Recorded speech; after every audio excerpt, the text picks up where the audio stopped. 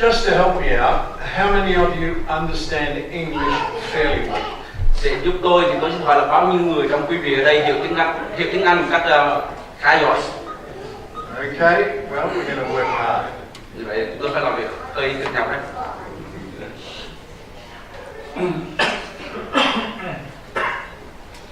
What I'm going to share with you is a discipleship program. Những gì mà tôi chia sẻ với quý vị là về cái chương trình môn đệ hóa. One of the greatest discipleship issues we have in the church today is discipleship over sexual issues. Một trong những lĩnh vực khó để chúng ta môn đệ hóa cái con cái Chúa trong hội thánh đó là môn đệ hóa về lĩnh vực tình dục. We are living in a society that sees sex as an entertainment unit. Chúng ta sống trong một xã hội mà người ta coi việc tình dục là như là một cái việc giải trí. God has a different perspective. Người Chúa thì có cái nhìn khác. And when we look to the book of Revelation, Và khi chúng ta nhìn về sách Khai Quyền, one of the things the book of Revelation says will keep a person from eternal life is their persistence in immorality. và khi chúng ta nhìn về sách Khai Quyền có một điều mà ngăn chặn người ta đến trong sự sống đời đời, đó là người ta vẫn miệt mài trong sự. And when you are surrounded by people who view sex as if it exists for entertainment, it then begins to penetrate the church. Khi mà chúng ta được bao quanh bởi những người mà họ coi việc tình dục đó là một cái sự giải trí, thì chuyện đó dần hồi nó sẽ thâm nhập vào trong hội thánh số. Over the years, the church has almost been silent on this issue. Và đã có nhiều năm dường như là hội thánh đã im lặng trước cái vấn đề này. I was raised in the Lutheran Church. Tôi được nuôi dưỡng lên trong hội thánh Lutheran. We preached the Bible every Sunday Chúng tôi giảng lời Chúa mỗi một ngày Chủ nhật and preached it faithfully. và chúng tôi giảng một cách trung tín. I was part of that church for 27 years. Và tôi là một phần trong hội thánh đó cho 27 năm. In 27 years, I did not hear a single sermon on sex. Và trong 27 năm đó tôi không hề nghe một bài giảng nói về vấn đề tình dục. Now, why would that be? Tại sao lại như thế? Maybe Lutherans don't have sex. Có thể là những người trong giáo phái Lutheran không có quan hệ tình dục.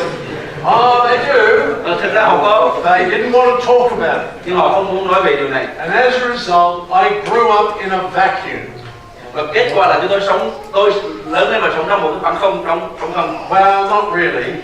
Không phải như vậy. Outside the church, it was not a vacuum. Nhưng mà bên ngoài hội thánh thì không phải là trống không. The society was not silent on sex.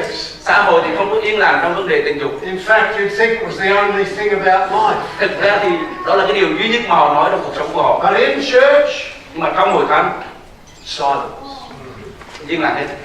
Ignorance helps nobody. Sự bỏ qua, không quan tâm đó không giúp được ai hết. And largely in the church today, there are too many ignorant people. Và ngày hôm nay phần lớn trong hội thánh đều có những người phớt lờ chuyện đó. Ignorance leads to a secret life. Cũng như là mình phớt lờ chuyện đó liên quan đến vấn đề mà đời sống bí mật đó. People face all the same challenges. Tất cả chúng ta đều đối diện với cùng một cái. But in an atmosphere of silence, they struggle alone. Rồi trong cái vấn đề thuộc lên của việc là yên lặng đó thì họ phải đối đầu với cái vấn đề này một cách thầm lặng. And often they struggle unsuccessfully. Và họ đối đầu một cách không được thành công. This was my doctoral thesis. Và đây là cái luận án tiến sĩ của tôi.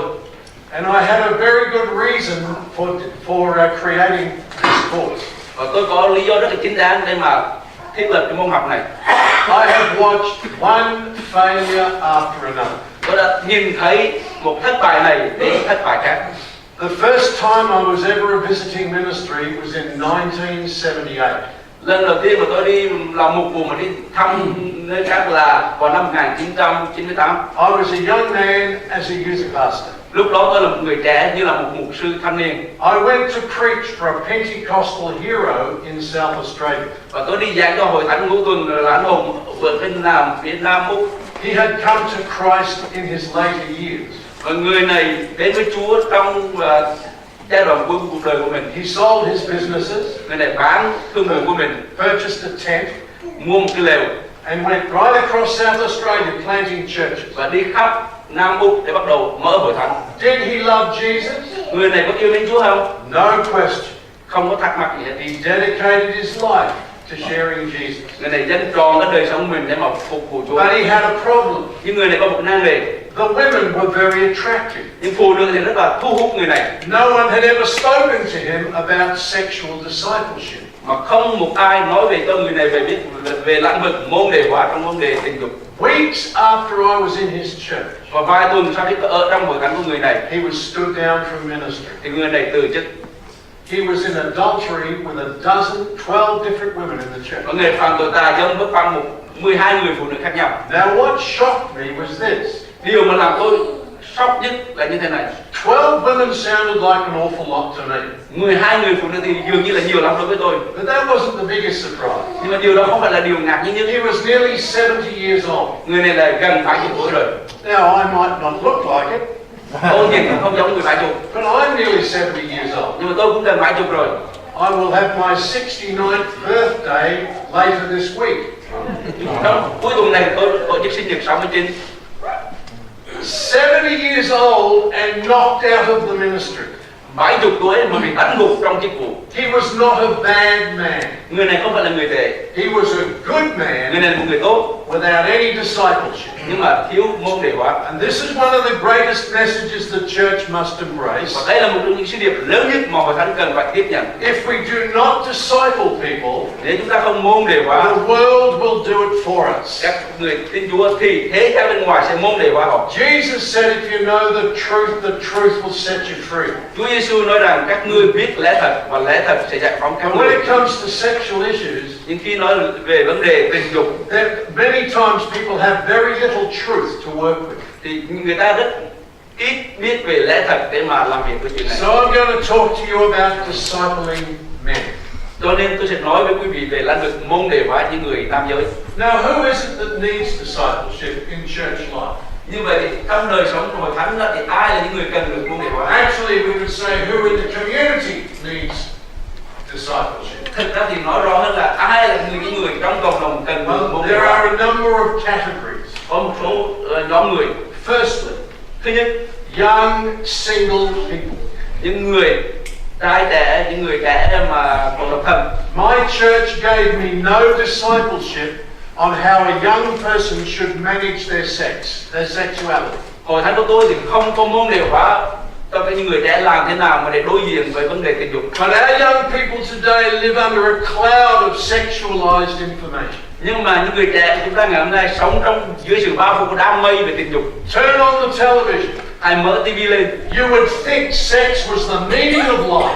thì chúng ta nghĩ rằng tình dục là ý nghĩa của cuộc sống đó. It is not the meaning of life. Nhưng mà không phải là ý It nghĩa is của a cuộc sống. portion of life. Nó chỉ là một phần của cuộc sống. And without discipleship, it has the ability to consume you. Nhưng mà nếu không môn đề hóa thì những điều này có thể là chiếm hữu hết đời sống của Now, mình. I have created a course for young people. Và tôi có thiết lập một môn học cho những người trẻ It's called the Search for Intimacy. gọi là tìm kiếm sự mật thiết.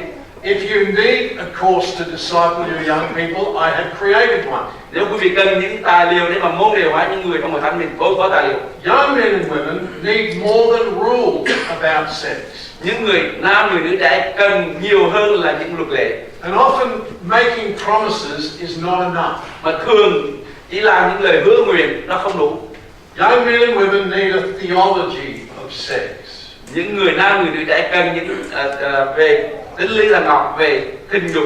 Now, I'm not going to be trying to talk about that in this session. Và sáng hôm nay tôi sẽ không nói về lĩnh vực này. I'm going to talk to the young adults about that this afternoon. Tôi sẽ nói về những người thanh niên trẻ vào chiều nay. But most Christians have never heard a theology of sex. Nhưng mà hầu hết các cơ đốc nhân đều không được dạy về tính lý thần học về tình dục. What is the origin of sex? Cái nguồn gốc của tình dục là gì? The average Australian thinks it's the product of evolution. Một người trung bình, người Úc trung bình thì người ta nghĩ rằng đó là cái sản phẩm của việc They see nothing but a materialistic universe. họ không thấy hết ngoài trừ cái vật chất của thế giới này thôi. The average Christian has never heard sex unfolded theologically. Người cơ đốc nhân bình thường thì không bao giờ nghe giải thích về tình dục nó mở ra như thế nào trong một quan điểm thần học. And as a result, they have no idea of the power of sex. Và kết quả là họ không biết về cái quyền lực ở trong quyền năng ở trong cái chuyện tình dục đó. And much of the discussion about sexual issues in our community is filled with ignorance. Và những cuộc nói chuyện mà trong cộng đồng ta nói về tình dục đó thì phần lớn là sự nói về cái sự bỏ lờ qua, phớt lờ qua. The Australian community in its ignorance has no idea of the purpose of sex. Và trong xã hội của Úc đó thì dường như là phớt lờ qua đó, không biết gì về cái tính lý của về tình dục. So they reduce sex to personal satisfaction. Cho nên họ giảm cái vấn đề tình dục xuống cho việc thỏa mãn cá nhân. They have no idea how sex changes a person's life. Họ không biết như thế nào về việc vấn đề tình dục có thể ảnh hưởng và thay đổi đời sống của người ta. We do puzzle over it. Chúng ta đôi lúc cũng thắc mắc chuyện này.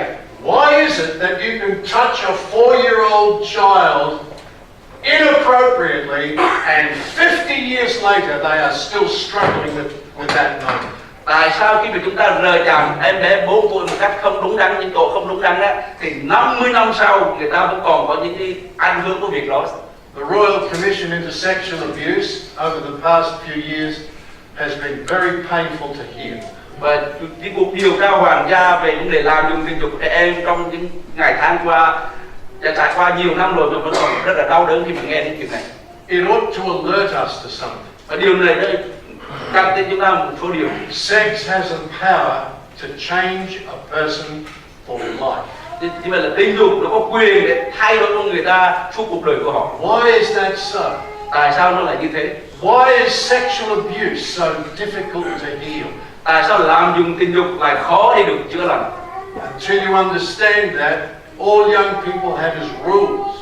Cho tới lúc mà quý vị hiểu được điều này, còn không thì những người trẻ chỉ có những luật lệ mà thôi. But when you give young men and women good theology, they can make good choices. Nhưng mà khi chúng ta dạy họ những giáo lý lành mạnh thì họ có thể có những sự chọn lựa tốt. When it comes down to sex and obeying rules, rules do not have the power to withstand very heightened emotions. Khi nói về những cái ham muốn tình dục và những cái luật lệ thì luật lệ nó không đủ sức mạnh để ngăn chặn ham muốn của tình dục. Rules tend to crack under the pressure of emotions. Tức là những luật lệ thường bị vỡ khi dưới áp lực của tình dục. Theology is more than rules. Nhưng mà giáo lý thì nó vượt trên cái luật lệ đó. Jesus said, "My words are spirit and my words are life." Chúa Giêsu nói lời ta là thần linh và sự sống. Good theology is spirit and good theology is life. Giáo lý đúng là những giáo lý thần linh và giáo lý sự sống. Young people need to know, how do you find a life's partner? Những người trẻ cần phải biết làm thế nào để tìm kiếm người bạn đời Without experimenting.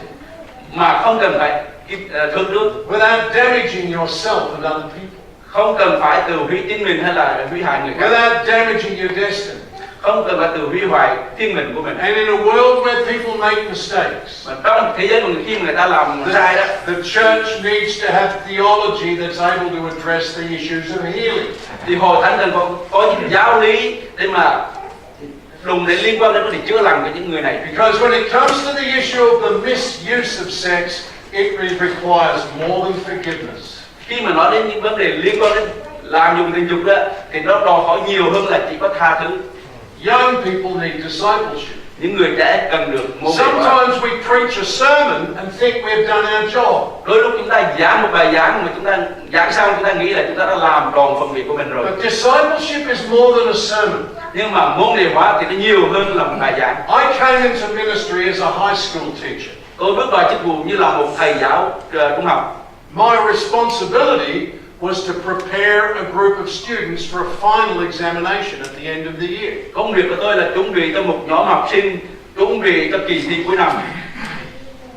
Imagine I walk into the first class. Hãy thức tưởng tượng tôi bước vào cái lớp đầu tiên. The first class of the year. Cái lớp đầu tiên trong năm. I give them my best lesson. Tôi cho họ bài học tốt nhất. I walk away. Rồi tôi đi. I've done my job. Tôi làm tròn công Let việc của them tôi. sit the examination. Hãy để cho các em ngồi thi. They're not ready for the examination. Nhưng các em chưa sẵn sàng cho They're kỳ going to thi. need many lessons. Các em cần nhiều bài học. They're going to need an opportunity to discuss what they're hearing. Các em cần có cái cơ hội để mà thảo luận những They're gì going các to em need nghe. to practice what they're hearing. Các em cần có thời gian để thực hành những gì các em That's nghe. what discipleship is. Đó là môn đệ hóa. It takes time to disciple. Nó đòi hỏi có thời gian để mà môn It đệ hóa. requires a stream of teaching. Nó đòi hỏi có nhiều bài dạy dỗ khác nhau. And not just teaching, Không phải chỉ dạy dỗ, the practice that goes with teaching. nhưng mà có sự thực hành đi chung với sự dạy dỗ. And as a result, discipleship requires more than a talk. Cho nên và kết quả là môn đệ hóa nó đòi hỏi nhiều hơn chỉ có nói. And because I came into ministry from that background, Bởi vì tôi bước vào chức vụ từ cái bối cảnh đó, all of my ministry I've been developing this kind of approach to discipleship. thì tất cả các mục vụ của tôi đều được phát triển theo các chiều hướng này. You need a curriculum. Tôi cần có giáo án You need to unfold your teaching progressively. và mở ra sự giáo án để dạy dỗ cho người ta. You need to provide them with opportunity to talk, discuss and understand. Chúng ta hãy tạo cho họ cơ hội để họ có thể nói và thảo luận và hiểu được những There gì mình nói. needs to be follow-up and practice. Chúng ta cần phải chăm sóc tiếp theo đó và thực hành. Just like Jesus did with his disciples. Cũng giống như những gì Chúa Giêsu làm với môn đệ của Ngài. 3 years of talk, 3 năm để nói, discussions, thảo luận, send them out to practice, gửi họ ra để thực bring hành, them back, để họ về debrief, và thảo luận all of the issues involved in truly being changed. về những vấn đề xung quanh liên quan đến sự thay đổi. Now, young singles need this, Và những người trẻ độc thân cần điều này. but their parents need it as well. Nhưng mà những cha mẹ của họ cũng cần nữa. One of the reasons so little discipleship on sex happens is because parents never received any. Một trong những lý do tại sao mà chúng ta ít môn đề hóa về lĩnh vực tình dục này là tại vì cha mẹ cũng không có nhận được cái gì hết. It is very difficult to disciple someone when you have never been discipled yourself. Rất khó để mà môn đề hóa người khác khi chính mình chưa được môn đề hóa. And sometimes older people in your churches who are single again need the same discipleship. Và đôi lúc một số người lớn tuổi trong hội thánh chúng ta từ đồng trở nên độc thân trở lại thì những người này cũng cần được môn đề hóa. The tragedy of death or divorce. Cái thảm kịch của việc người thân qua đời hay là ly dị. 40 years, 50 years old and single again. 40 tuổi, 50 tuổi rồi độc thân trở lại. And still with a cry in the heart for intimacy. Vừa trong lòng vẫn có sự gào thét than khóc cho sự mật thiết. All of these groups need help. Tất cả những nhóm người này cần giúp Now đỡ. here's another group that needs help. Và đây là có một nhóm người nữa cần giúp đỡ. Men. Những người đàn ông. Men need sexual discipleship. Những người đàn ông cần môn đề hóa về tình dục. We are part of the problem. Và chúng ta là một phần của năng lực đó. In our society today, Trong xã hội chúng ta ngày hôm nay, 95% of all sex crimes are committed by men against women and children. 95% tội ác liên quan đến tình dục đều phạm cho bởi những người nam, phạm với người nữ và trẻ em. Why is that so? Tại sao nó lại như thế? Because men have a particularly problematic relationship with sex. Thì thường thì người nam có cái vấn đề về tình dục. The church I led for 26 years, I took over after the adultery of the previous minister. Hội thánh của tôi quản nhiệm 26 năm đó, tôi bước vào thế người đó sau khi người ở trong đó bị phạm tội He was not a bad man. Người này không phải là người tệ. The church was having revival. Hội thánh đang có phục hưng. It had jumped from 50 to 350 in less than a year. Hội thánh phát triển từ 50 người lên 350 người và dưới một năm. But he had never been discipled on his sex life. Những người này chưa bao giờ được môn đề hóa về đời sống tình dục. He'd been discipled on his Bible. Người này được môn đề hóa về Kinh Thánh. He'd been discipled on New Creation theology. Người này được môn đề hóa về sự tạo dựng mới trong But never on sex. nhưng mà chưa bao giờ nói về tình dục. And so suddenly he was knocked out of the race. Và rồi tinh linh người này bị đánh gục ra khỏi cuộc đua. And I took his place. Và rồi tôi thế chức người này. I lost 4 friends in 1 year as a result of this issue. Và tôi mất 4 người bạn trong một năm chỉ vì những vấn đề liên quan đến chủ đề này. They were not bad men. Họ không phải là They người were tệ. good men. Họ là những người tốt. They had not been adequately discipled. Nhưng họ không được môn đề hóa một cách đầy đủ. So when the pressure came in their life, Thậm chí áp lực đến trên đời sống của they họ. had not been trained how to react or how to respond. Thì họ chưa được huấn luyện để làm thế nào để phản ứng hay là đáp ứng Now, lại. we're going to talk about discipling men.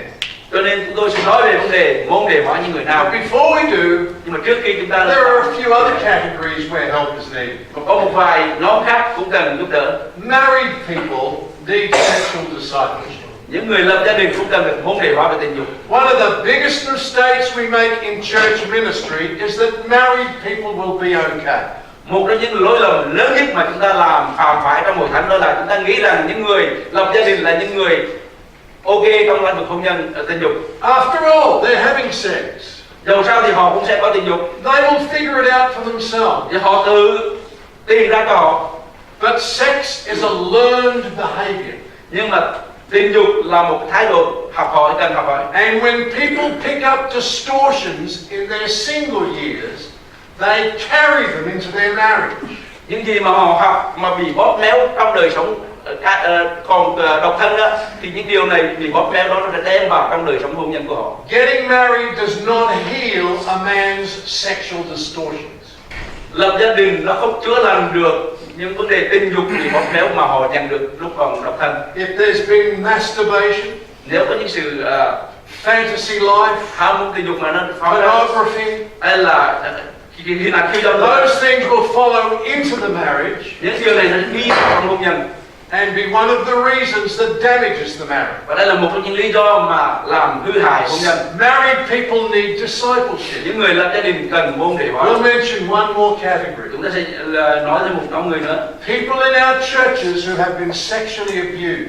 Những người mà sống sót sau khi bị làm dùng tình dục đó. Sexual abuse damages people deeply. Làm dùng tình dục nó hủy hoại người ta rất là nhiều, rất là sâu. And it requires significant ministry to restore them. Nó đòi hỏi phục vụ rất là nhiều để mà phục hồi họ trở It lại. was this issue that caused our church to begin to grow in our area in Melbourne. Cũng chính vì lĩnh vực này mà khiến hội thánh chúng tôi bắt đầu phát triển trong hội thánh ở tại Melbourne. We had to create a discipleship course for restoration. Chúng tôi đã tạo một môn học cho hội thánh gọi là môn học phục hồi.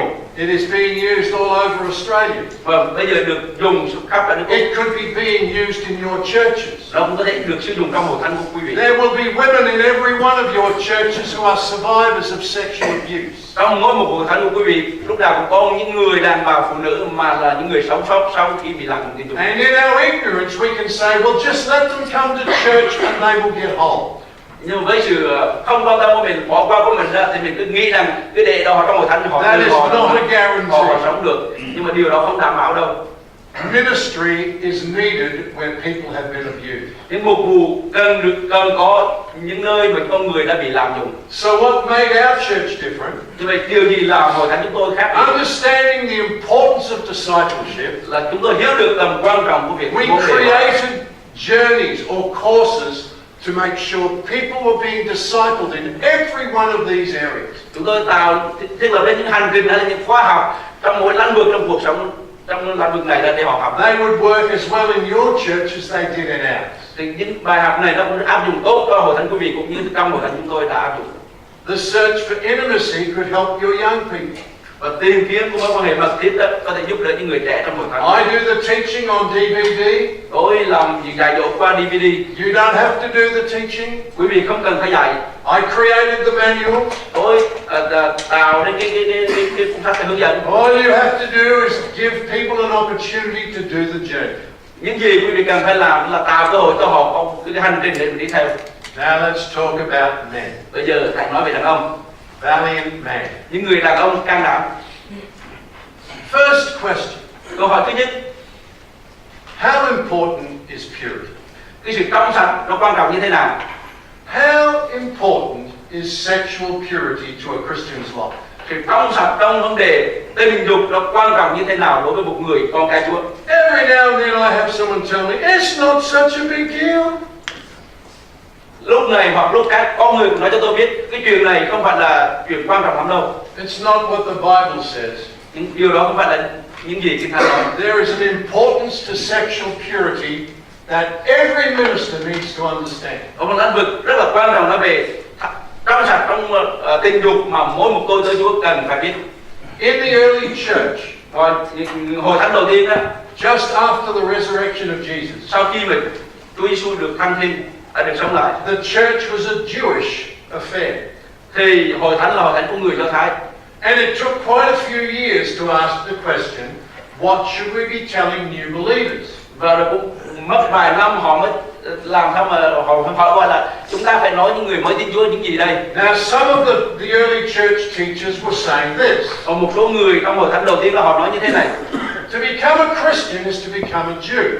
Để trở nên một cơ đốc nhân thì trở nên một người Do Thái. So we need to teach them the law. Cho nên cần phải dạy họ All những điều about răn, Moses, những về Môi-se, the temple, về cái đền the thờ, về sacrifices, sự tế lễ, dân tế the lễ, priesthood, về thầy tế the lễ, feasts. những cái ngày lễ.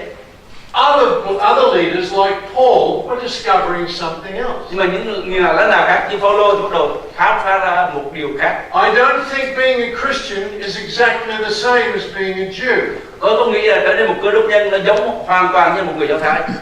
And so the church had to gather together to decide what they were going to be teaching. Cho nên hội thánh phải ngồi lại với nhau và quyết định là họ phải dạy dỗ những người mới tin Chúa điều gì đây. In Acts chapter 15, we read about the Jerusalem Council. Và trong Công vụ đoạn 15 chúng ta đọc có thấy về cái hội nghị tại Jerusalem. Are we Jews or are we following a Jewish Jesus in a somewhat different way?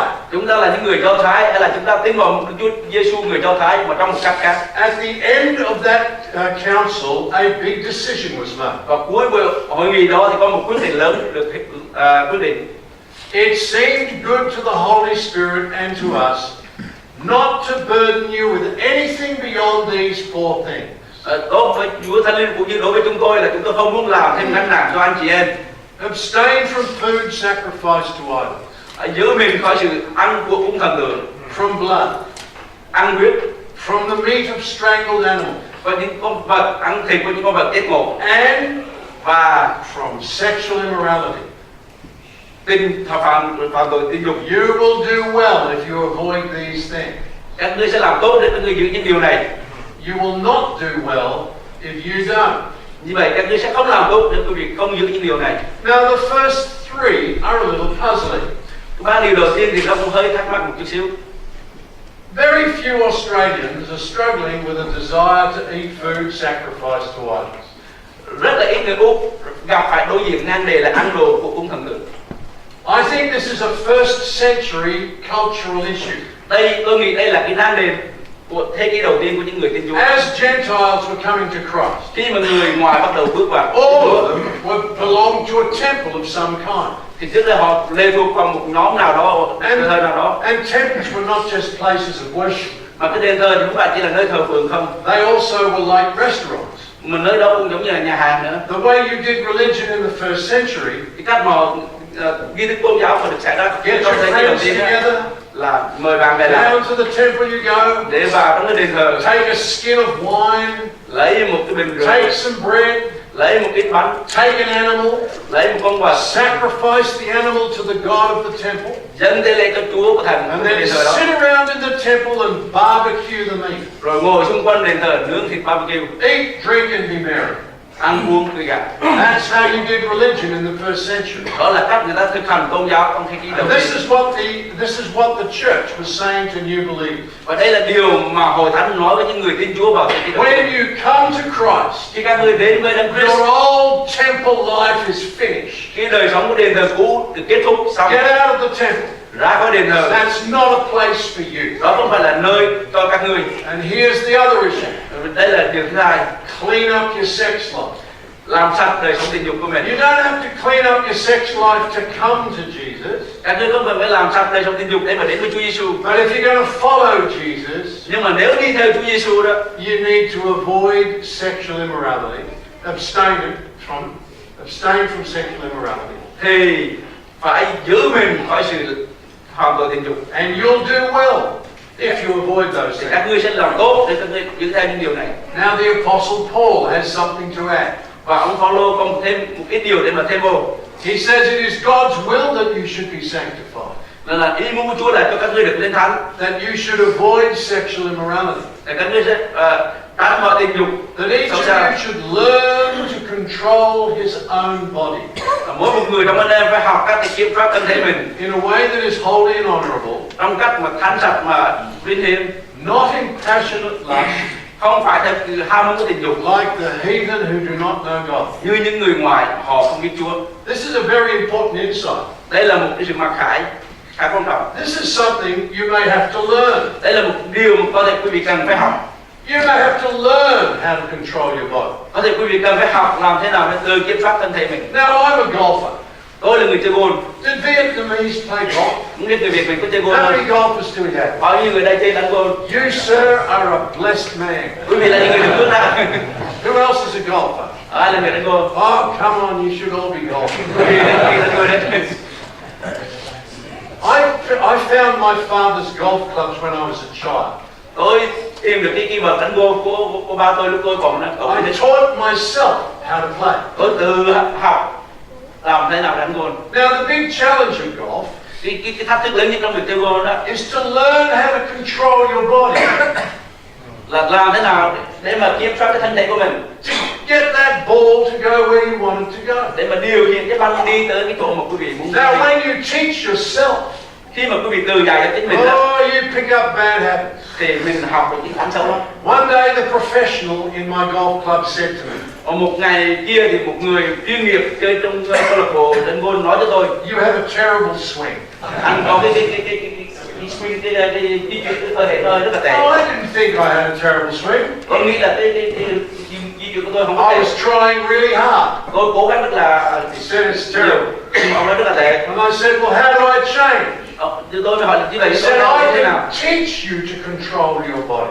Ông nói là tôi có thể dạy anh làm thế nào để kiểm So soát thân thể của mình. I signed up with the professional. Rồi tôi ghi học với những người I chuyên took nghiệp. 6 lessons Tôi học 6 bài học over a period of 3 months. trong suốt thời gian 3 tháng. There was a great deal of suffering involved. Ở đó thì phải chịu đựng nhiều thứ, It was very hard. rất là khó. Initially, my body did not want to obey me. Lúc đầu thì thân thể tôi không muốn vâng phục điều này. My body was rebellious. Cơ thể tôi thì nó muốn chống nghịch. But over time, I learned. Nhưng mà qua thời gian thì tôi học I được. am now an A-grade golfer. Bây giờ tôi là người chơi golf hạng A rồi. I have shot under par in competition. Tôi chơi đánh golf ở dưới thấp trên dưới á. I dream at night that I'm a professional. Tối ngủ là tôi mơ trở nên một dân đi đánh golf chuyên nghiệp. Many men will need to learn how to control their bodies. Nhiều người nam cần phải học hỏi làm thế nào để kiểm soát thân thể của mình. Because over their single years, Bởi vì trong những năm tháng độc thân, their body has controlled them. thì thân thể họ kiểm soát họ. They've never learned how to manage their lust. Họ chưa bao giờ học hỏi để làm sao mà kiểm soát cái sự ham mê tình dục. They've never learned how to handle their passions. Họ chưa bao giờ học để mà kiểm soát về cái ham muốn đó. And I have watched some very good ministers fail for that reason. Và tôi đã nhìn thấy những mục sư rất là tốt đã thất bại trong lĩnh vực này. I need to tell you, going to church never made me a good golfer. Tôi có thể nói cho quý vị biết, đi nhà thờ không làm tôi trở nên một người đánh golf giỏi hơn. I had to be willing to do the work. Tôi cần phải sẵn sàng để thực hành, làm việc. And sometimes going to church doesn't help a man learn how to control his body in holiness and honor. Và đôi lúc đi nhà thờ cũng không giúp những người đàn ông làm thế nào để kiểm soát thân thể mình trong cách ăn sạch. In church, all the best intentions. Và hội thánh với ý định tốt nhất. Jesus, I'll never do that mistake again. Chúa ơi, con không bao giờ làm lỗi lầm đó nữa. But they have never learned how to handle their body in holiness and honor. Nhưng mà họ chưa bao giờ học là So outside of thánh church, khiết và vinh hiển. when the pressure comes on, Khi mà ra ngoài hội thánh, they khi mà áp find lực they đến, don't respond very thì well. họ mới tìm khám phá rằng là mình không đáp ứng được không. Now there is shame, Và bây giờ họ hổ thẹn, disappointment, thất vọng and self-hatred. và tự ghét chính mình. But there's a better way. Nhưng mà có cách tốt hơn, It's called discipleship. gọi là môn đệ hóa. I created this course so that every church could give men discipleship. Tôi thiết lập môn học này để cho tất cả các hội thánh đều có thể môn đệ hóa những người nam. Now, we aren't going to be able to go in a great depth, but I'm going to give you some insight.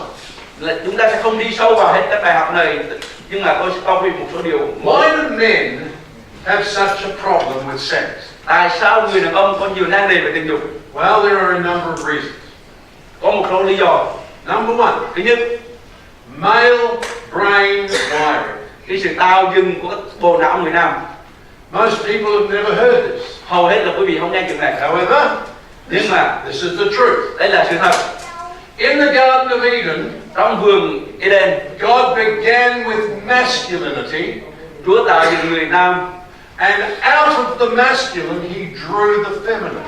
từ trong người nam Ngài lấy ra người nữ, Woman came forth from man. và người nữ đến ra từ người nam. But in the womb, Nhưng mà trong bụng, God does it in reverse. trong bụng á, thì Chúa làm ngược It lại. starts with femininity, Chúa bắt đầu bằng người nữ. and if a male is going to be born, Nếu một người nam được sinh ra, there needs to be some transformation that takes place on the journey to masculinity. thì sẽ có một số biến đổi trong tiến trình đó để trở nên một người nam. 46 chromosomes in the human genome. Gồm có 46 chromosome trong cơ thể, trong nhiễm sắc thể là 23 from the mother, 23 nhiễm sắc thể từ người mẹ, 23 from the father. 23 từ người cha. Sperm meets ovum. Tinh trùng đùng với trứng. 23. 23. In conception, 46 chromosomes. Và trong sự thụ thai có 46. In that moment, a new human being exists. Ngay giây điểm đó thì một con người mới được The hình thành. difference between male and female are the X and the Y chromosome. Sự khác biệt giữa người nam và người nữ đó là nhiễm sắc thể X và nhiễm sắc thể Y.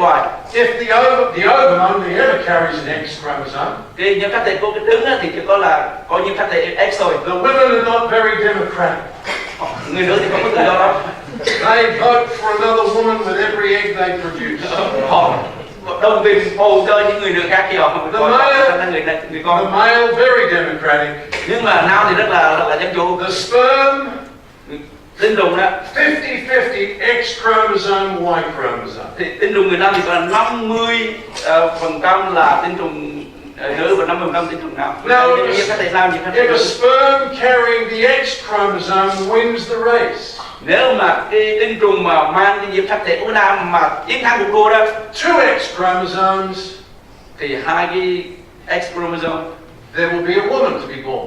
nếu có hai cái X nhiễm sắc thể thì nó trở ra một người Over sinh the ra. next 9 months, that female child will develop. Và đã qua 9 tháng thì đứa trẻ nữ đã được She will have female genitals, và người này có những bộ phận sinh dục người nữ, and those genitals will not go through any transformation process. và những bộ phận sinh dục người nữ này sẽ không bao giờ biến đổi nữa. She will have a brain. Người nữ này sẽ có bộ não. The brain will not go through any transformation process. Bộ não này không bao giờ đi tại qua tiến trình biến đổi nữa. The female simply matures until birth, Người nữ trẻ là trưởng thành cho tới lúc sinh ra. and then goes on maturing through puberty and for the rest of Và her được life. trưởng thành lên tới mức độ là dậy thì, rồi là trưởng thành lên mức độ cuộc sống người But nữ. that is not the case for the male. Nhưng mà với người nam thì không như thế. If the Y chromosome wins the race, Nếu mà nhiễm sắc thể Y á, mà nó thắng cuộc đua đó, one X chromosome, one Y chromosome, một nhiễm sắc thể X và một nhiễm sắc thể Y, now a male will be born. thì sẽ sinh ra một người nam. But by 9 weeks of gestation, Và chỉ trong vòng 9 tháng thọ thai, 90 tuần thọ thai, you would think this child was going to be born female. thì quý vị có thể nghĩ rằng đứa này sẽ sinh ra là người nữ. Because every male begins the journey with female genitals. Bởi vì tất cả những người nam đều hình thành từ những cái bộ phận sinh dục người nữ. About the 9th week, an amazing miracle of transformation takes Cho place. tới tuần thứ 9 thì có một sự biến đổi kỳ diệu mới xảy ra. The little ovaries travel down. Bắt đầu cái trứng nó mới di chuyển xuống. The vaginal lips begin to swell Và bộ phận của người nữ đó, sinh dục của người nữ bắt đầu mới nổi lên to receive those little gonads that will become testicles. mà nổi lên cái phần mà sau này gọi là cái trứng dài đó. Then the clitoris extends and becomes a penis.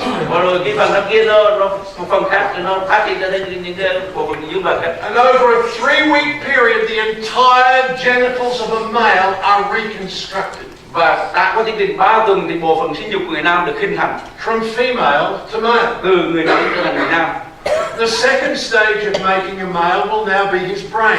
Và Cái phần thứ hai trong việc là hình thành người nam là bắt đầu phần não. Around the 15th or 16th week, Và khoảng tuần thứ 15 hoặc tuần thứ 16, the little testicles are now in place. thì bây giờ các hồng giải bắt đầu hình thành đúng rồi. They release a flood of male hormone. Bắt đầu nó tiết ra những các hormone nam tính. As these hormones come into the brain, Và những hormone này lên trên cái bộ não, millions of cells and fibers dissolve and disappear. thì hàng triệu những cái tế bào, những fiber nó bắt đầu nó hòa tan và nó biến mất. The corpus callosum that connects the left and right hemisphere of the brain together loses 25 million fibers in the process. Và cái phần giữa là corpus callosum kết nối bộ não bên trái bên phải nó mất đi khoảng 25.000 phần fiber, 25 triệu phần fiber. And the male brain goes through a major rewiring process. Và bộ não người nam bắt đầu có tiến trình kết nối cái dây dây lại.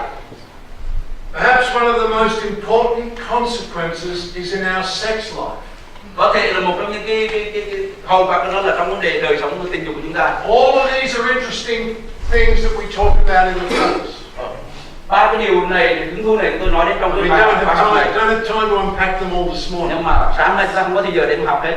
But in the rewiring of a male brain, Nhưng mà khi mà cài dây điện, cũng cài dây điện lại, cài dây là thần kinh lại trong bộ não của người nam á. the connection between the eyeball, the optic nerve, and the chemistry set in the head that relates to sexual arousal has a strength of connection you will not find in a Thì woman. có sự kết nối giữa cái mắt và cái bộ nhìn á, tầm nhìn cái bộ não cái pháp tầm nhìn á, và cái bộ não trên này nó sự kết nối rất là mạnh mẽ. If a female comes naked into the presence of a male, Nếu người phụ nữ có trần truồng đến trước sự hiện diện người nam á, eyeball, thì cái mắt này, optic nerve, cái dây thần kinh, chemistry set, dây thần kinh của bộ mắt đó, và những cái chất hóa học và kiểm soát Instantaneous phát hiện ra, xuất hiện ra và nó tiến hành liền. male comes naked into the presence of a female, Nếu người nam trần truồng đứng trước người nữ, she just bursts out laughing. thì người nữ cười. Very different reaction. Có sự phản ứng rất là khác biệt. We have to learn to handle the tendency for arousal to be stimulated by nothing more than the things we see. Và chúng ta có cái khuynh hướng là chúng ta có sự ham muốn kiểm soát những sự ham muốn. Khi mình ta nhìn thấy chúng ta ham muốn liền, chúng ta phải kiểm soát cái đó. This is a discipleship issue. Đây là một vấn đề của môn đề hóa. You have to teach men to manage their eyes. Chúng ta hãy dạy những người nam làm thế nào kiểm soát cái mắt của mình. Second issue, Thứ nhì, vấn đề thứ nhì, the hormonal engine. và cái bộ máy sản xuất cho hormone đó. The hormonal engine in a male is testosterone. Cái bộ máy mà sản xuất các hormone gọi là testosterone. It causes muscular development. Nó tạo nên sự phát triển về cái cơ bắp của người nam. It causes men to be a little more dangerous, Nó khiến cho người nam trở nên một ít nguy hiểm hơn, more aggressive, rồi là bạo hành hơn. but it's also the hormone of sexual arousal. Nhưng mà cũng là hormone nó tạo nên sự hưng phấn trong cái việc tình dục. If you take testosterone out of the system, all sexual desire evaporates. Nếu quý vị lấy đi hormone testosterone ra khỏi người nam thì những ham tình dục nó sẽ biến mất. And men are living with this hormone as their primary hormonal engine. Nhưng mà người nam thì sống với tính chất hormone này là hormone chính trong cơ thể của người nam. Now, it is the hormone of sexual desire in men and in women. Cái hormone này nó là tạo ra sự ham muốn tình dục trong người nam lẫn trong người nữ. But her body is not defined by testosterone. Nhưng mà cơ thể người nữ thì không bị định hình bởi cái hormone testosterone. Her key hormones are estrogen and progesterone. Cái hormone chính của người nữ là estrogen và progesterone. Those two hormones rise and fall over her monthly cycle. Những hai cái hormone này nó tăng lên và giảm xuống trong chu kỳ của kinh nguyệt của A người. woman's experience of sexual desire is fundamentally different than a male's experience. Người nữ ham mến tình dục của người nữ thì nó hoàn toàn khác với người ham mến tình dục của người nam. And while she has testosterone in her system, Mặc dù người nữ vẫn có cái hormone testosterone, it is 20 times lower than yours. nhưng mà nó thấp hơn 20 lần so với người nam. This often leads to a difference in sexual desire between a husband and his wife. Và điều này dẫn đến sự ham muốn tình dục, sự khác biệt về ham muốn tình dục giữa người chồng và người vợ. It can lead to quite a lot of marital distress. Và điều này có thể dẫn đến sự áp lực trong một hôn nhân. And it needs discipleship. Và điều này cần được môn đệ hóa. And guess who God asks to accept the responsibility for this difference? Mà quý vị nghĩ thì coi Chúa đòi hỏi ai phải chịu trách nhiệm trong lĩnh vực này? Is it your wife's responsibility or is it yours? Chúa đòi hỏi vợ quý vị chịu trách nhiệm hay là quý vị chịu trách nhiệm trong lĩnh vực này? What do you think? Quý vị nghĩ sao? Primarily, the responsibility is with the husband. Trách nhiệm chính nằm ở người nam. The Bible says the husband is the head of the wife. Kinh Thánh nói rằng người chồng là đầu của vợ. Now, foolishly, a man may think this. Nhưng mà ngu dại thì người nam có thể nghĩ như thế này. I am the head. Tôi là người đầu. I have all the money. Tôi có hết tiền. I control remote. Tôi có thể kiểm soát cái remote control. And I get sex whenever I want it. Và tôi có thể muốn có tình dục khi nào tôi Because I am muốn. the head. Bởi vì tôi là cái đầu. No, you don't. Quý vị không. This is not how headship works. Đây không phải là cách cái đầu làm việc. What is the privilege of being the head? Cái đặc ân đến làm đầu là gì? You die first. The Bible says the husband is the head of the wife, Kinh Thánh nói là người chồng là đầu của vợ. like Christ is the head of the church. Giống như Đấng Christ là đầu của hội thánh. The head of the church laid down his life for his bride. Cái đầu hội thánh thì phó màn sống mình vì nàng dâu.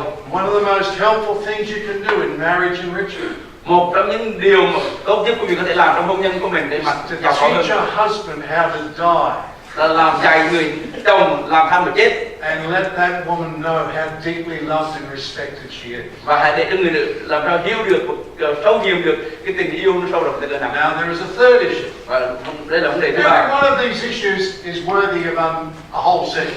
Và mỗi một cái vấn đề này nó đã xứng đáng để có nguyên một bài học. Thirdly, Thứ ba, the sex drive in men is relentless. và cái sự ham muốn tình dục là không kiểm soát được. The brain is stimulated by nothing more than sight. Cái bộ óc này nó được kích thích không gì hơn ngoài cái mắt này. The hormones, Cái hormone nó là the little testicles make 300 million sperm every day.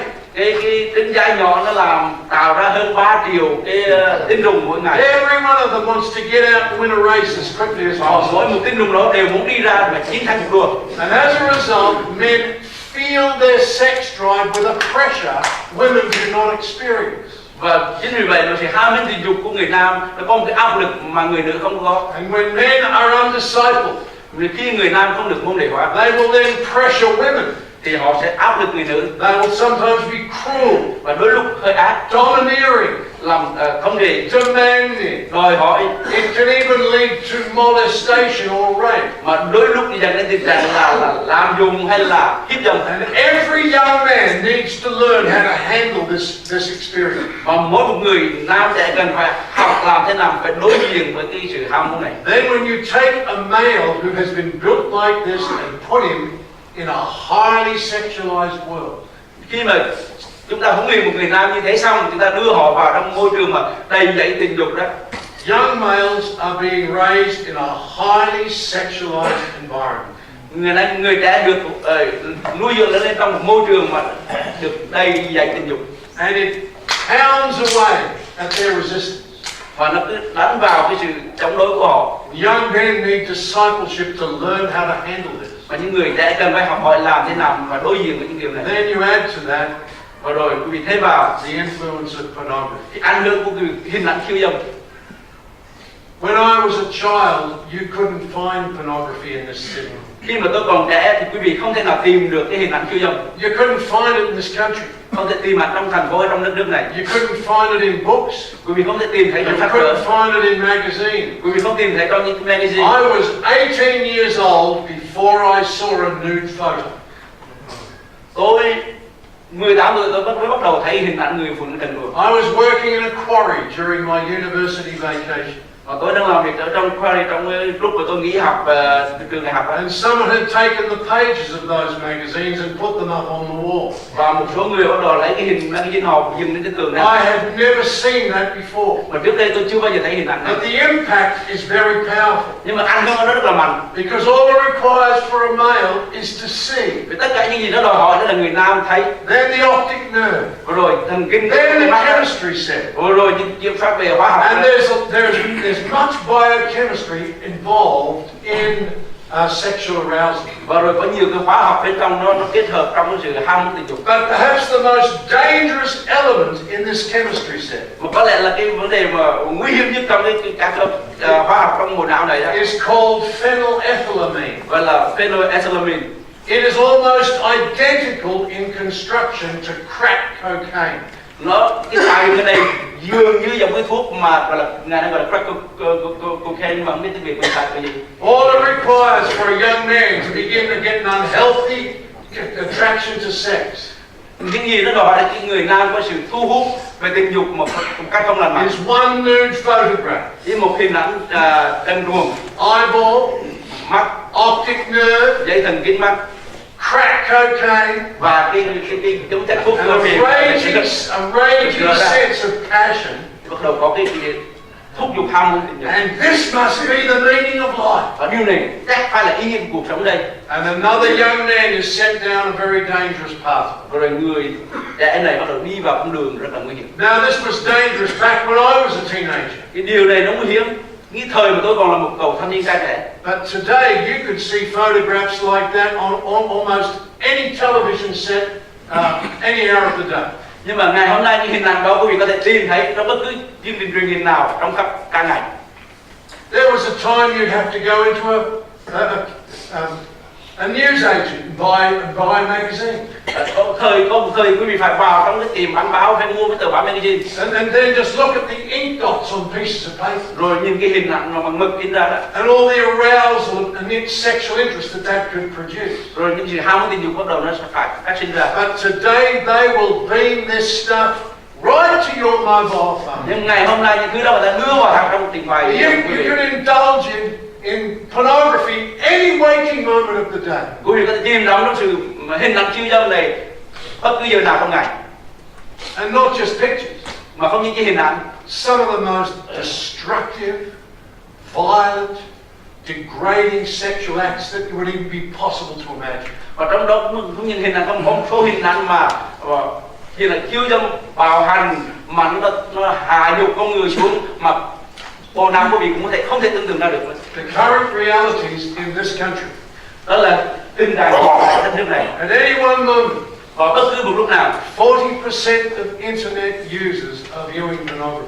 40% những người xài internet coi hình ảnh chiêu dâm. By the age of 11, 70% of children have been exposed to the vilest of pornography. Và 11 tuổi thì 70% các em được nhìn thấy hình ảnh chiêu dâm. And here they are learning their view of what sex is all about. Và ngay thời điểm này thì những em bắt đầu học về tình dục là gì. Already in the United States, và ở Mỹ thì đã có rồi. 56% of divorces claim internet pornography ruined their relationship. Và 56% những cuộc ly dị ở Mỹ họ đều nói là do cái sự hình ảnh khiêu dâm trên internet khiến họ. And as a result of this, young men everywhere need discipleship. Và kết quả là gì? Tất cả những người nam đều cần phải được môn đề hóa là được. You can't accomplish this with a single talk. Và chúng ta không thể hoàn thành cái sứ mạng này trong một buổi nói chuyện. Now there are some really critical issues for men. Có một vài cái vấn đề rất là cấp bách cần thiết. Most men have never had a real conversation about how their sexuality has developed. Hầu hết những người đàn ông không có một buổi nói chuyện thực tiễn một cách tròn vàng về cái tình dục của họ, ham muốn tình dục họ phát triển như thế nào. It's such a personal issue. Vấn đề này có quá cá nhân. Men don't talk about this. Người đàn ông không nói về vấn đề này. They might joke about it. Họ có thể nói giỡn về vấn đề này. But never talk about it. Nhưng mà không bao giờ nói chuyện về vấn đề này. Even good men wonder, am I normal? Ngay cả những người đàn ông tốt, họ có hỏi là tôi có phải là bình thường không? Even normal men feel a profound guilt about their sex drive. Và ngay cả những người đàn ông bình thường họ cảm thấy tội lỗi về cái sự ham mến tình dục. Every young male transitioning to adulthood, Tất cả những người nam trẻ biến chuyển qua người nam trưởng thành đó, they need to learn how to control his sexual urges and manage his testosterone fall. họ cần phải học để làm thế nào kiểm soát được sự ham mến tình dục và kiểm soát được cái gì testosterone. Và tôi nói nhanh các kỹ năng này. There are three messages that every young man needs to hear, and I think every man needs to hear, every male. Có ba sứ điệp của mỗi người trẻ nam. Thực ra tôi nghĩ là tất cả những người nam đều cần phải nghe. Number one. Thứ nhất, Church is not there to increase people's shame. hội thánh không phải ở đó để mà gia tăng sự xấu hổ cho người ta. It is there to show them the way of escape. Hội thánh ở đó là chỉ cho người ta con đường để mà ra. Jesus did not come to condemn the world. Chúa Giêsu đến không thể lên án thế gian, But that the world through him might be saved. nhưng mà thế gian qua Ngài có thể được cứu. We need to go beyond being highly moral to being followers of Jesus. Chúng ta phải đi ra xa hơn khỏi là những là người đạo đức mà phải đi theo gương Chúa Giêsu. Every man will find managing his sexuality one of the challenges of his life. Và mỗi một người nam đều khám phá rằng là cái kiểm soát cái ham tình dục là một vấn đề khó trong cuộc sống theo Chúa của họ. You need, secondly, you need to examine where you are and acknowledge that there may be some things that need correction. Và thứ nhì là quý vị cần phải từ khám xét cái chính mình để xem thử đời sống của mình như thế nào, và có thể có một số lĩnh vực mà chúng ta cần phải sửa sai. But here's a wonderful truth. Và đây là một lẽ thật rất là kỳ diệu. It is possible for a man to rediscover a sanctified sexuality. Nhưng mà nó có thể cho người đàn ông có thể khám phá trở lại về cái sự tình dục thánh sạch. Let me show you some of the principles we use during our discipleship process. Để cho tôi bày tỏ cho quý vị biết một số nguyên tắc mà chúng tôi nói trong môn đệ hóa. I'm going to show you a picture of my wife. Tôi cho quý vị thấy hình ảnh của vợ tôi. I have this picture above my desk where I work each day. Tôi thấy hình ảnh này nằm trên cái bàn của tôi nơi tôi làm việc mỗi ngày. And I discovered this principle from David's experience of sexual discipleship. Và tôi khám phá ra cái lĩnh vực này khi mà tôi học được cái bài học của ông David phạm tội tại giam đó. King David was a good man. Ông vua David là một người tốt. Half the Psalms in the Bible were written by him. Cái nửa sách thi thiên A man after God's own heart. Một người còn làm theo đuổi Chúa. Even Jesus Christ called himself the Son of David. Ngay cả chính Chúa Giêsu cũng gọi là con của David. But there was a bad day in David's life. Nhưng mà có những ngày xấu xa trong cuộc đời của David. He went out on the roof. Người đi lên trên mái nhà. Watched his neighbor's wife taking a bath. Nhìn thấy vợ của hàng xóm mình tắm. Eyeball, Mắt, optic nerve, dây thần kinh mắt, chemistry set, và cái bộ phenylethylamine, crack cocaine, straight to the pleasure Phenylethylamine hay là những chất cocaine được bắt đầu tác động. Suddenly he's highly aroused. Và thế nên người này có được hứng khởi. A man of God can be highly aroused. Một người của Đức Chúa Trời cũng có thể hứng khởi về tình dục đó. Inappropriately aroused. Mà hứng khởi tình dục một cách không đúng đắn. He invited her over for a game of chess. Và mời bà này về chơi cờ. Turned into a very vigorous game of chess. Và cuối cùng đó là một ván cờ rất là mạnh mẽ. He got her pregnant. Làm cho bà này thụ thai. And murdered her husband to cover his tracks. Và rồi giết chồng của bà này để mà che cái. You would think a man like that had no morals. Quý vị nghĩ rằng một người đàn ông như thế không có đạo đức. How can a man like that be called a man of God? Làm thế nào một người như thế được gọi là người của Đức Chúa Trời? This is the problem of masculinity. Và đây là cái nan đề của nam giới. Our sexuality can sometimes override our spirituality. Đôi lúc cái sự ham mến của tình dục nó lên cao, nó quá đi kiểm soát. But God knew how to bring it back to the surface.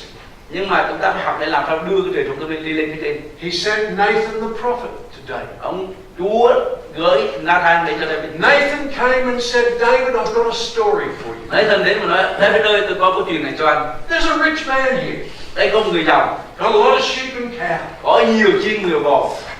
He had a neighbor come to visit him. Người này có một người hàng xóm đến thăm. He thought I should put on a little lunch for the neighbor. Người này nghĩ tôi phải có một But gì đó. why would I want to use one of my?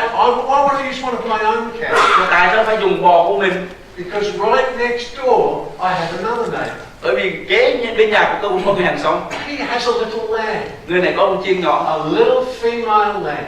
có con chiên cái nhỏ. He treats it with care. Người này chăm sóc, Carries it everywhere.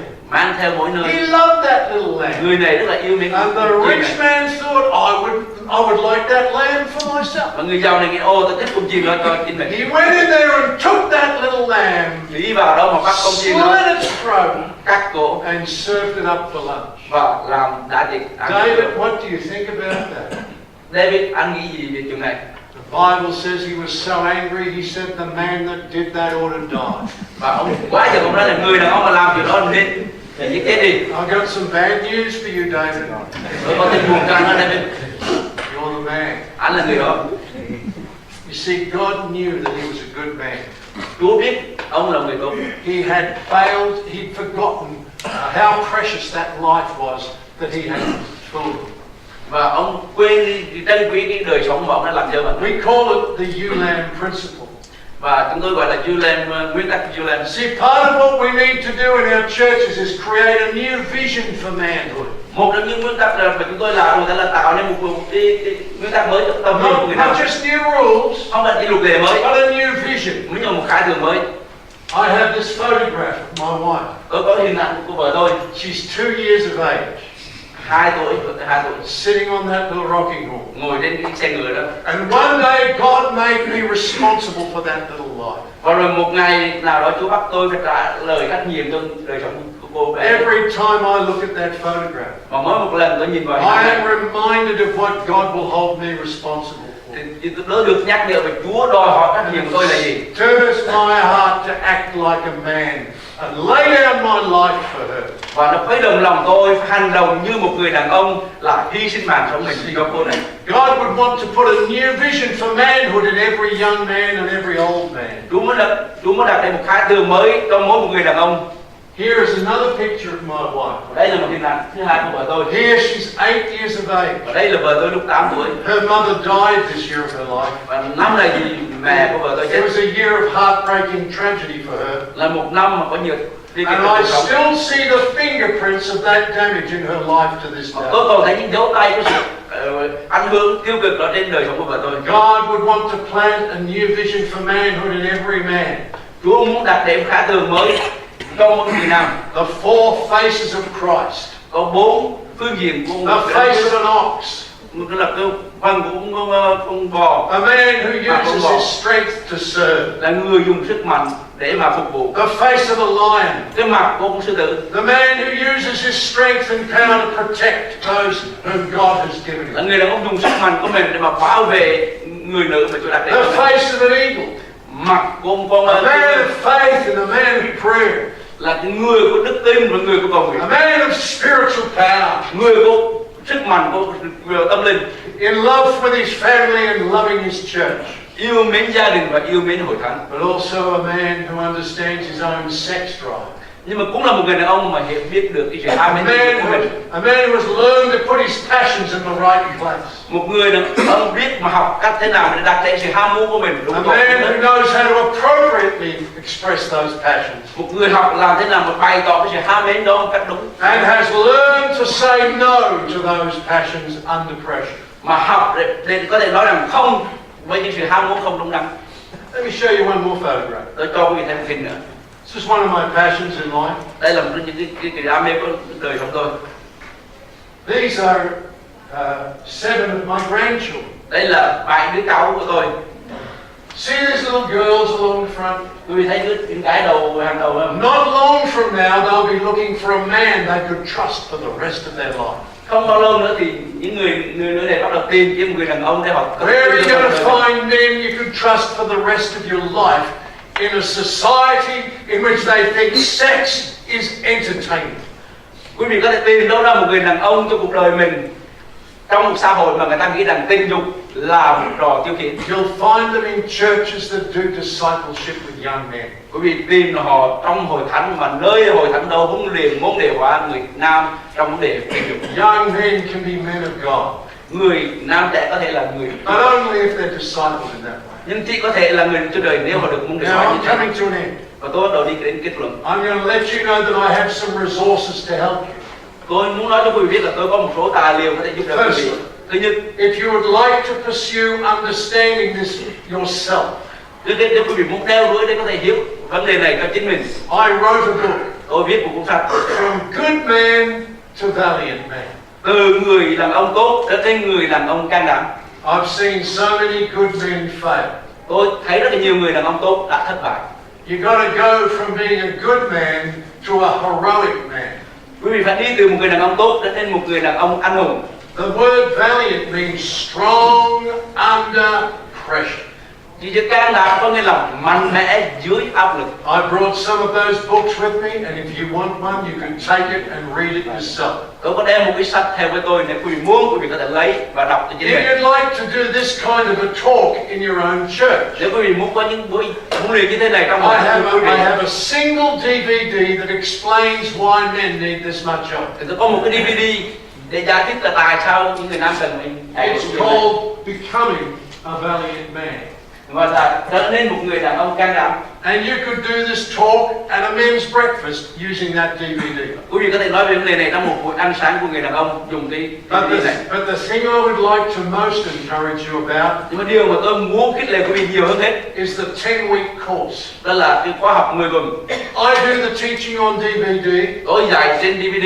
I can provide you with the manual. Tôi có thể cung cấp quý vị những sách hướng dẫn. All you need to do is lead men down a 10-week pathway. Điều mà quý vị cần làm là hướng dẫn những người đàn ông đi trong quá trình 10 tuần And đó. over 10 weeks you can begin to change people's lives. Và tại quá trình 10 tuần đó quý vị có thể thay đổi đời sống người ta. And here is the thrill. Và đây là cái điều hứng thú. A 10-week journey could save a man's life, could save his marriage, it could save his soul. 10 tuần cứu đã có thể cứu đời sống linh hồn người đàn ông này, có thể cứu hôn nhân của người đàn ông này và có thể cứu đời sống của người đàn ông này. Here's the book. Đây là sách. It covers the same material as the course. Nó bao gồm những tài liệu giống như là trong khoa học. And if you can read English, Nếu quý vị có thể đọc được tiếng Anh it's a good way to understand all of the material of the course. thì đó là một cách để quý vị có thể hiểu rõ về tài And liệu here trong is khoa the học. discipleship experience. Và đây là cái khoa học về kinh nghiệm về khoa học đó. 10 weeks of teaching, 10 tuần dạy dỗ, 10 weeks of small groups, 10 tuần trong nhóm nhỏ and 55 days of daily devotions. và 52 ngày tín nguyện riêng tư. All devoted to this one thing, Tất cả đều tín nguyện về một lĩnh vực này that my sex life might honor God. là đời sống tình dục của tôi sẽ lòng với Thiên Chúa. Heavenly Father, Lại cha, I lift my hands over these men, con giơ tay lên trước mặt những người đàn ông này, especially those who lead. đặc biệt là những người lãnh đạo. I pray you would give them tools, Con cầu nguyện Chúa ban cho give them the will to disciple.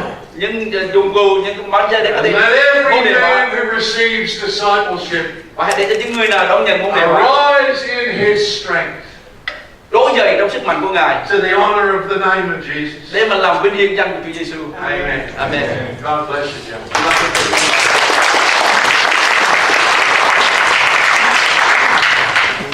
Chúng ta đã rất là trễ cho cái giờ ăn trưa ra, sau khi chúng ta thông báo chúng ta đi nhanh về phòng trưa ăn và ráng giữ cái giờ cho kịp giờ kế tiếp. Như ông sư có nói chúng ta cái tài liệu của ông sư có một số tài liệu và chúng ta đã dịch tiếng Việt rồi. Tài liệu này thì đang được dịch cho nên những hội thánh là muốn dùng cái này cho trong tiếng Việt chúng ta phải chờ thêm thời gian nữa. Nhưng mà ở bên ngoài ông sư có tài liệu bằng tiếng Anh cho nên chúng ta phải giữ. Nhớ nha cái điều ông sư nói là cái cuốn sách viết